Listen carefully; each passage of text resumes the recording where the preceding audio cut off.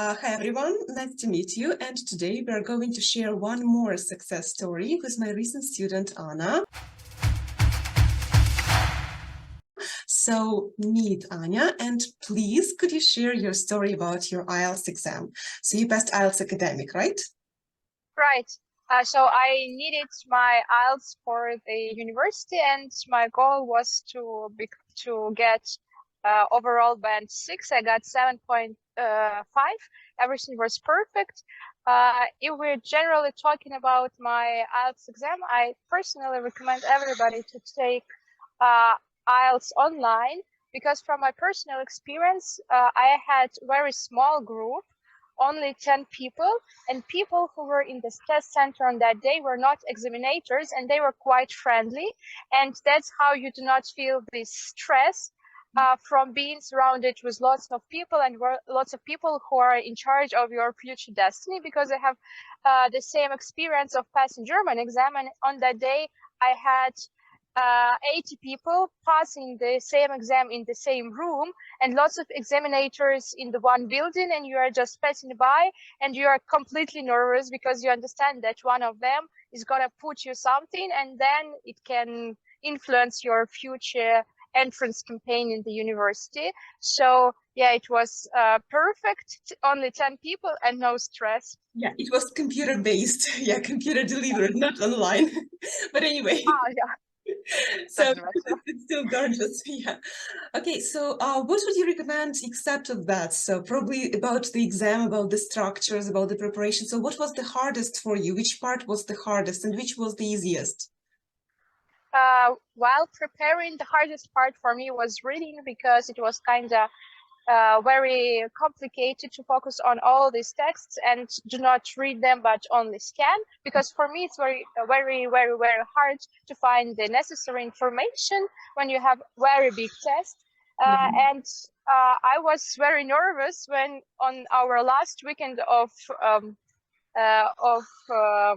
our lessons, Nina gave me this big graphics in reading, and I was like, God, please no, because it was very complicated, and I had a lot of mistakes in all of these graphics, and I was praying for not getting this exact topic, and yes, I got it.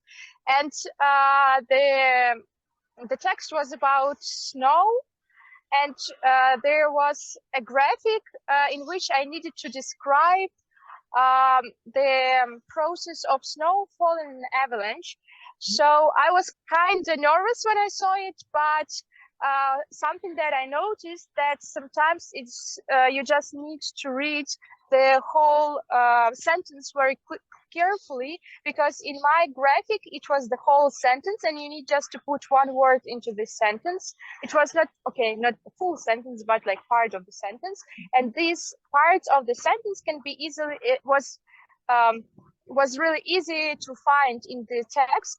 So in the text they were replaced with synonyms, but all in all, when you read it carefully, and when you read carefully the text, you can compare and find the necessary one. And in my exam, the sentences, part of the sentences were kind of clear, but the picture was not clear. There were lots of random errors showing something that I didn't get at all. So my strategy was just read this part of the sentences and find the synonyms in the text, and not paying attention into these errors, because they were quite confusing for me personally.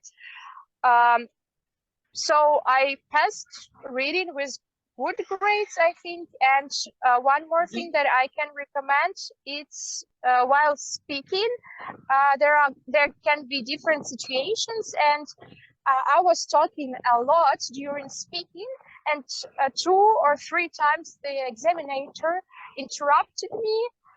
2 times it was like the end of the sentence, but in the third case she interrupted me during the middle of my speech, and I asked whether I can continue my thought, and she said, yeah, you can. And I finished the sentence, and after that we moved to another question. So do not be afraid of stopping the examinator while he or she is stopping you.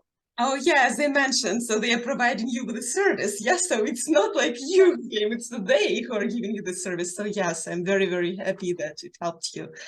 So basically, thank you for having this like time for me, and thank you for giving this short interview. It's literally very pleasant for me to hear these words from you. And I was very happy to be a teacher in this short period. Thank you for being Thank you. part of the students. Thank you for preparing me for this exam of my life. And for these diagrams, it's the last sentence I can say to all the students: please pay attention to the diagrams in reading. They are quite confusing and important. Okay, thank you a lot. Bye.